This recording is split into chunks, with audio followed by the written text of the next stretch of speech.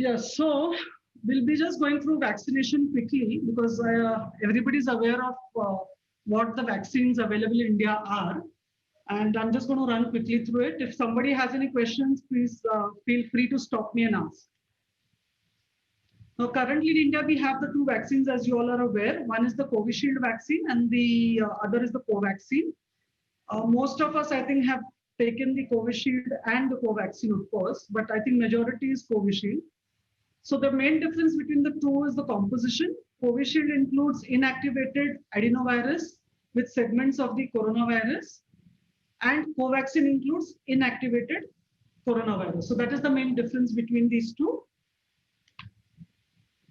Now let's go to what are the commonest side effects of the vaccine. So Covishield, mild symptoms, as you all are aware, may include injection site tenderness, the pain at the injection site, headache, fatigue, myalgia, fever, chills, a little bit of body ache. Some people have nausea, and those sort of symptoms. Very rarely it has been documented that a demyelinating type of a disorder has been reported, but there is no direct connection of cause and effect. Like it's not proven that this vaccine is the cause of that kind of thing, but it is a known occurrence. Regarding Covaxin, some of the mild symptoms are similar to Covishield, which is again injection site pain, the headache, fatigue, fever, body ache, abdominal pain, nausea, vomiting, dizziness, giddiness, tremors, sweating, cold, cough, and injection site swelling. But no other major or a serious adverse side effects have been reported.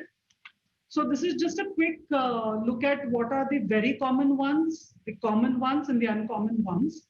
Why it is important for all of us to remember this list or at least refer to it is because patients do come with some, all, or none of these maybe. But we must know these are all the side effects of the vaccine to be able to explain to our patients versus sending them into a panic mode. Now, there has been one rare report, which I have got personally in Pune, of a lady developing an abscess at the site of injection, for which she had to take antibiotics, and fortunately it settled with antibiotics, otherwise she was advised an IND. So this is actually a first of the report that I've heard, because I inquired with all our staff and other players who are in the vaccination field. And they said that this is the first report. So probably they say the reason being that the injection was given subcutaneously versus intramuscularly. But otherwise, there are no other documented effects of the injection site other than, say, pain and maybe mild redness and a little bit of swelling at the most. But other than that, there have been, this abscess is one of the rare, I think, occurrences, and probably more to do with the way the injection was administered and not side effect of the vaccine per se. Now, what is the medical history that we need to sort of ask the patient before vaccination? So obviously, history of allergic reactions or anaphylactic reactions to anything, because obviously there are a lot of components in the vaccine, not just the components from the virus. So we need to be aware of that. Then if patient has got fever, we advise them not to go for vaccination. Wait till the fever totally subsides, and just to be on the safe side, wait for another few days more and then go for vaccination. Because the fever, if it doesn't subside, as we all know, could be COVID. Then if they have a bleeding disorder or on blood thinners, best is to refer them to the treating physician for further advice. If they're immunocompromised or on a medication that affects the immune system, again, send back to the physician for advice. Pregnant women or those who plan to want to get pregnant, they also should refer to the gynecologists and obstetricians and breastfeeding mothers. Because according to the government issued FAQ sheet, pregnant and lactating women have not been part of any COVID-19 vaccine trial in India so far. That's why we cannot 100% say that it is safe for these people. Now, the Ministry of Health and Family Welfare is actually collecting data from a lot of experts in the country regarding vaccination of pregnant women and lactating mothers. So the expert group has fixed a rider to the immunization of nursing mothers and have said that not to give mothers whose no, the neonates are less than 42 days old. So maybe just freshly delivered mothers and all should, for now, keep on hold the vaccination. And also they said to keep on hold the vaccination of pregnant women because we don't have enough data to support that it is a safe vaccination. Now the big question always being asked is when to vaccinate post-COVID infection. So technically what they say is that when you have a COVID infection, whether you have been vaccinated or not vaccinated, you wait for the quarantine period to be over, which is about 14 days. And even after that, if you have some niggling symptoms, you cannot go for the vaccine. So you have to be symptom-free and beyond the quarantine period. Then you can take the vaccine as per your schedule. So, regarding if you have got COVID and you have been treated with tocilizumab or plasma, then you cannot take the vaccine for 90 days. Please get that very clear. 90 days, you cannot get the vaccine. That is very important to remember. Now, the big question that they're always asked as doctors is, I just took my vaccine and I'm still coming positive. So what is the point? Is it the vaccine that is giving me the COVID? Well, the vaccine will never give anybody any COVID because it is not, it can give you antibodies but it cannot give you the COVID. It doesn't contain the virus as such. And the reasons that I have cited here are the ones which you need to tell the patients is that they don't work instantly. As we all are aware, it takes few weeks for the body to build up immunity after receiving a dose. And the vaccines in India obviously need 2 doses. And after the second dose, it will become effective, that too after a period of time.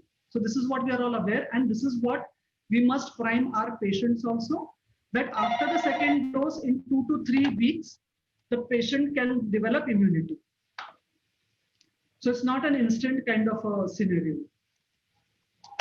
Nor do they work retroactively. So supposing somebody is in the prodromal phase of the virus, they've got the virus not showing symptoms and go and get a vaccine, but naturally it is going to take its natural course and the patient is going to become COVID positive maybe within 2 to 3 days also of taking vaccination.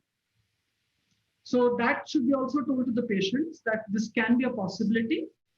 And the vaccine is obviously a preventive measure, it's not a cure. So it is going to decrease the severity of the illness or try to prevent you to get the illness, but it cannot stop you from getting an infection. So this is the current statistics as of 22nd of April. So more than 21,000 people who took the first dose of COVID vaccine have tested positive for the virus. And on the other hand, if you notice, there's a sizable decrease in the number of positive cases. So 5,500 people have only become positive after taking second dose. So definitely this is a very heartening data that though people are becoming positive, the second dose is again decreasing the infectivity and they are having lesser number of people who are getting positive following the second dose.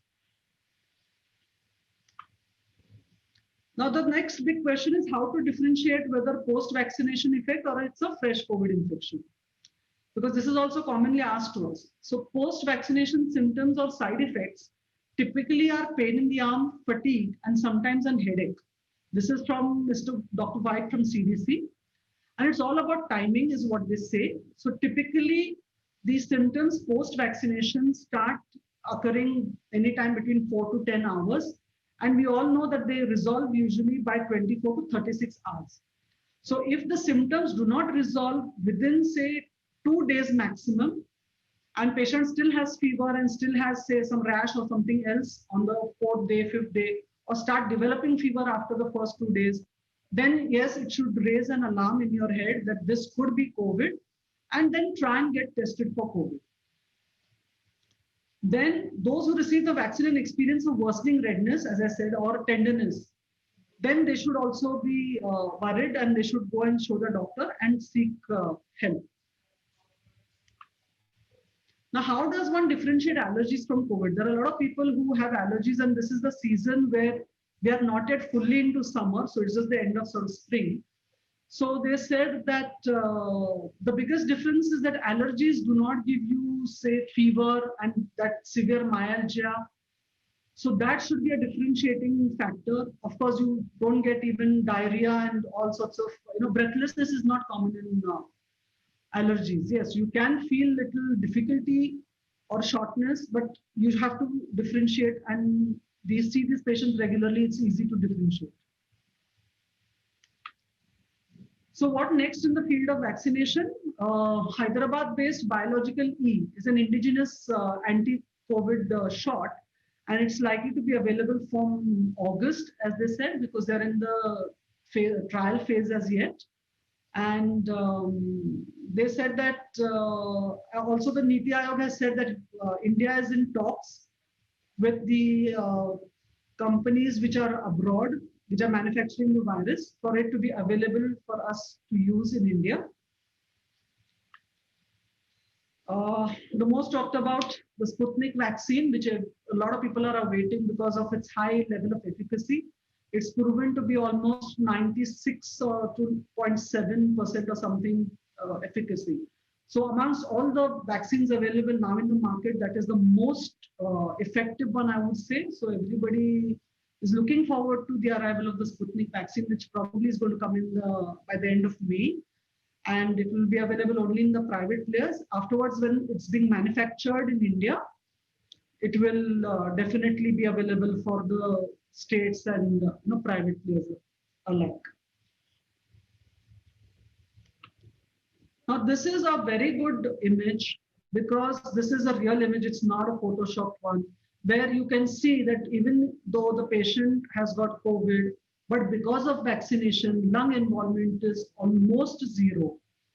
This on your left side, and on the right, because they're not vaccinated, they are getting florid lung disease. So this is happening. So this is an image I think all of y'all can use to convince patients to get vaccinated if they have any doubts in their mind. Yeah, thank you. So like the picture, vaccination is a silver lining in these clouds of COVID that are looming over us. And definitely we must promote vaccination. We must try and push as many people to get the vaccine as is possible. All those above 18, we have to start, even though we are not going to give them straight away from 1st May, whenever the government opens it up, we should first start convincing everybody that please register, please try and get the vaccine. So I think the time from now till when the vaccine is actually going to start being given to people above 18, let's use it to promote vaccination, to kind of prepare people more and more, to convince them that this is a good thing for them.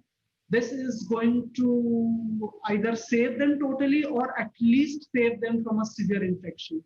Thank you.